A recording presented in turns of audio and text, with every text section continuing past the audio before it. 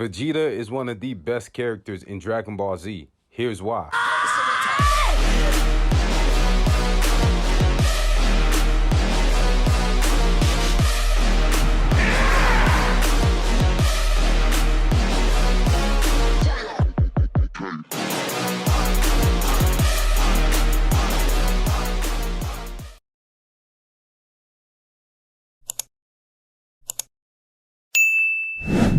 What up, y'all? Back again with another video.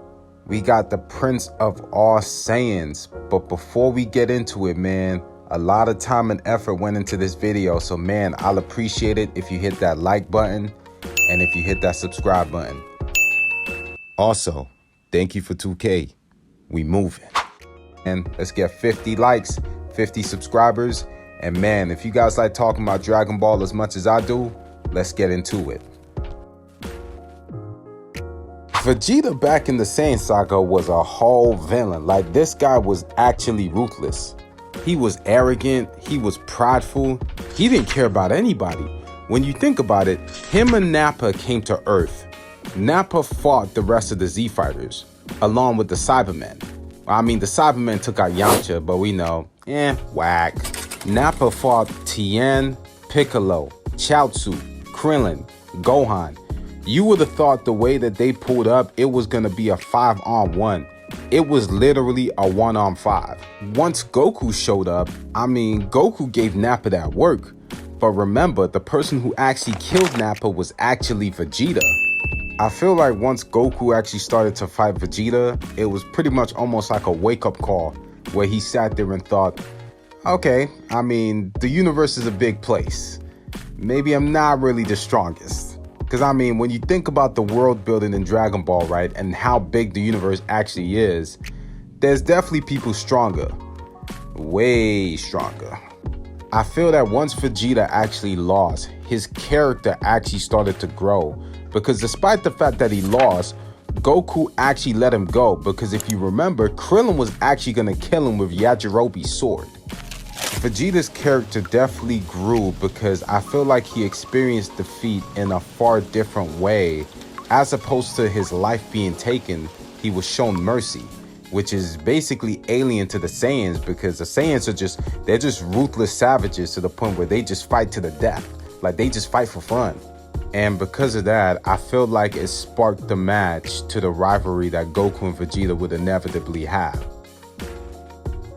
So in the Frieza saga, right, Vegeta was pretty much what I'd like to call the anti-hero.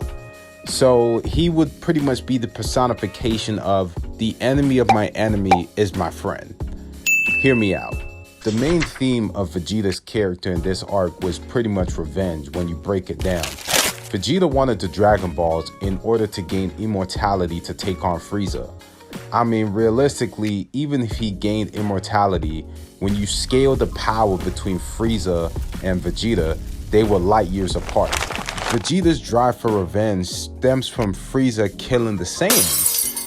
And one thing about Vegeta was that he's very prideful, which actually makes him a great character, because when you think of all the moments that he's had, it all stems from pride about being a Saiyan.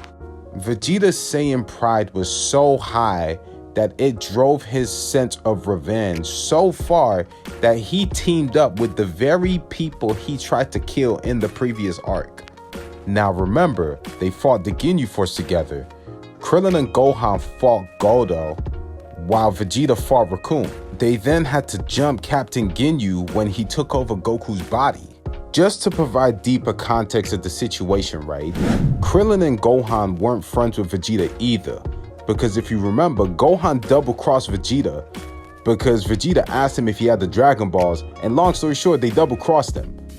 So when you think about that, the only reason why they actually teamed up was really to avoid the worst-case scenario, which was making sure that Frieza didn't get the Dragon Balls. Frieza beat the dog water out of Vegeta. This was before Goku tagged in. Vegeta's pride ran so deep that he was willing to risk his life to gain strength in order to defeat Frieza. He had Krillin blast him through the chest and then Dende heal him in order for him to get a Zenkai boost for him to gain enough strength to overpower Frieza. Despite him doing that, that still never worked. The gap in strength between Frieza and Vegeta was way too far.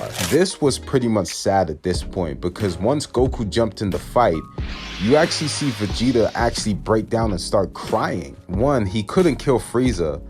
2, he couldn't avenge his people. 3, he had to rely on Goku and pretty much hand him the mission that he wanted to do himself. Remember, Vegeta's a very prideful man. Vegeta likes to do things when he wants, in the way he wants to do it. I think this is a great moment in Vegeta's character because this situation presents itself almost as a reality check when you think about it. This is because realistically, people have goals all the time, and regardless of the amount of work that you put in, there are times where you may not always get the outcome you desire in those situations, and I think this is a perfect example of that. So Vegeta at the point of the Android/Cell saga has shown a considerable amount of development when you think about it. I mean, he'd gone from being a whole ass villain to being a borderline ally with his own agenda to basically one of the Z fighters, but he still kind of had his own agenda. He went from that to Mr. Steal Your Girl, because if you remember, Vegeta took Bulma from Yamcha. So I mean, that's actually crazy, especially during that 3-year time skip, and they even had a baby. He went from villain, anti-hero, man to his own agenda, to Mr. Steal Your Girl, and to now be a whole daddy. That's crazy.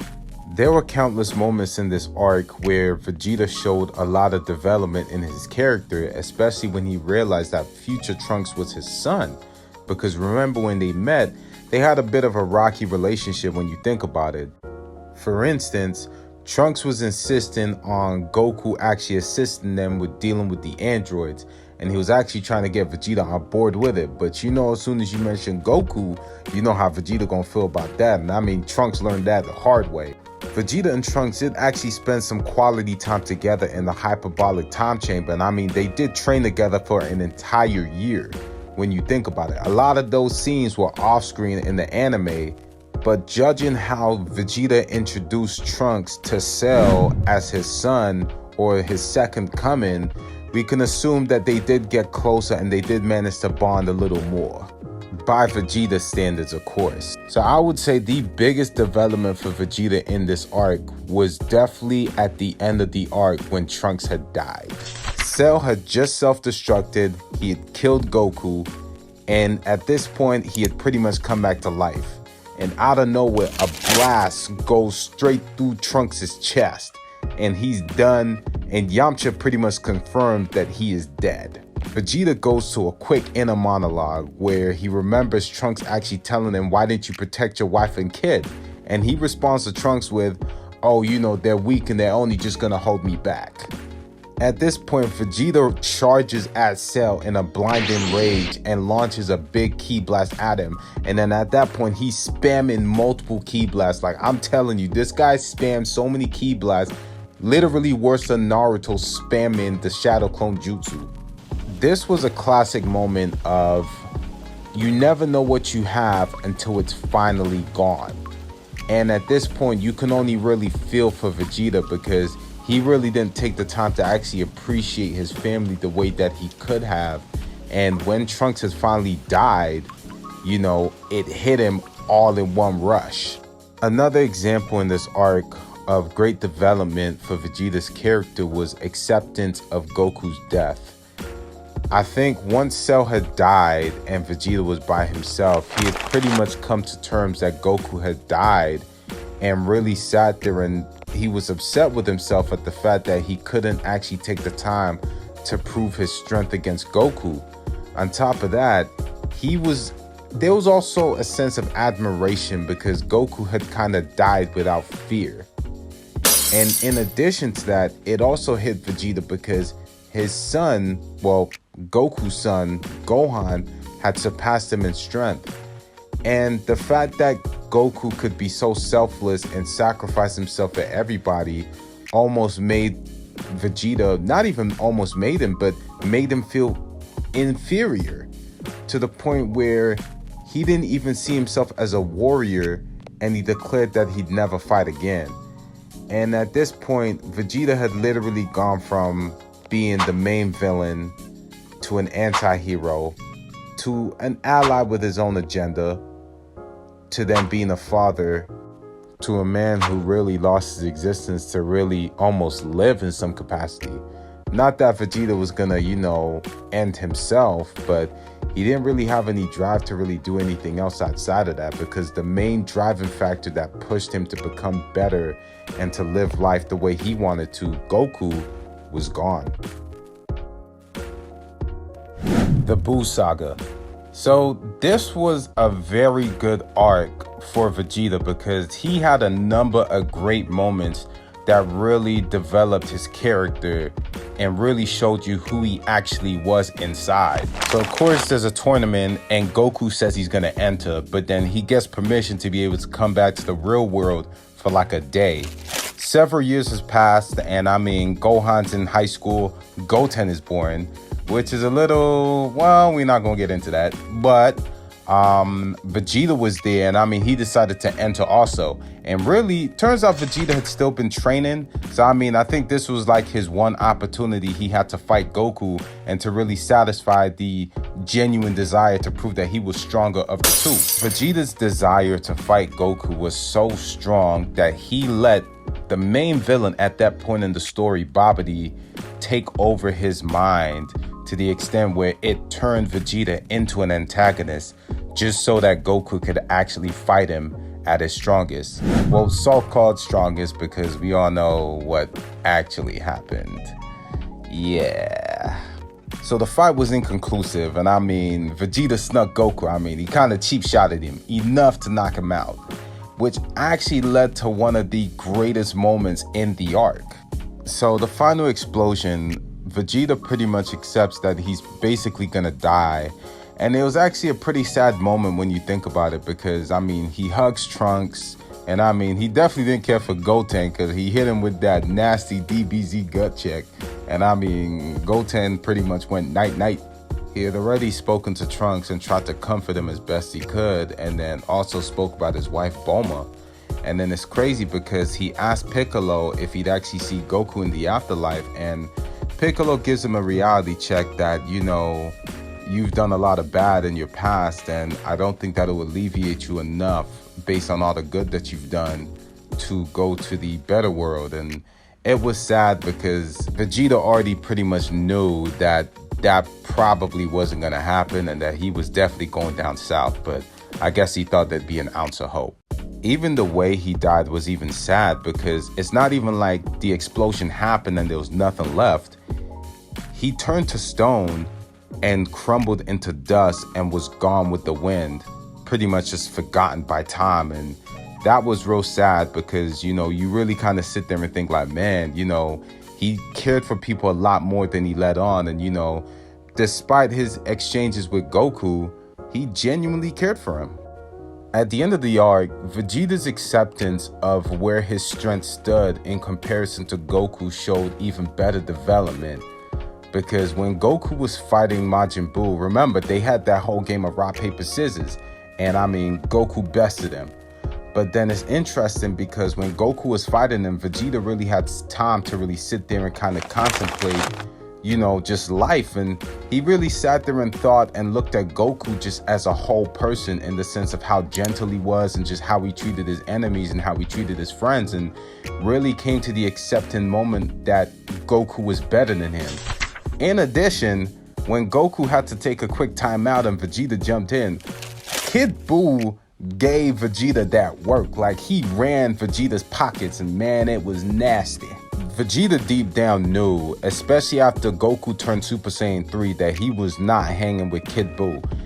I'm pretty sure that Kid Buu was the strongest variant of all the Buus. If not, I think it might still be Buuhan. Correct me in the comments. But I think at that point, once Goku transformed and he was still fighting with Buu, he knew for a fact he was not hanging with Kid Buu at all. Like, let's be realistic here. His development and changing characters even more evident at the fact that Vegeta tries to communicate with the rest of the world so that they can assist Goku and provide energy for the Spirit Bomb. It didn't work too well. Mr. Satan had to jump in. But the whole point is that he really actually tried. And I mean, Vegeta still got a thing with trying to communicate with people and whatnot, but I think the attempt is good enough to show that there was growth and development in his character. To wrap up, Vegeta's actually a very good character, probably one of the best written characters. He's definitely a better character than Goku. I would say that hands down. But honestly, it's been phenomenal watching his growth as a character from being a whole villain to being an anti-hero to having a family and to now build on that family, and for that whole family dynamic to finally build on his character. And honestly, if y'all like these kinds of videos, man, I'll be more than happy to do a part 2. There's definitely a lot more to cover, especially with Super. I don't know about RGT, but definitely with Super in the manga, hands down. But man, y'all like, comment, subscribe, and man, let me know what y'all think in the comments, man. Peace.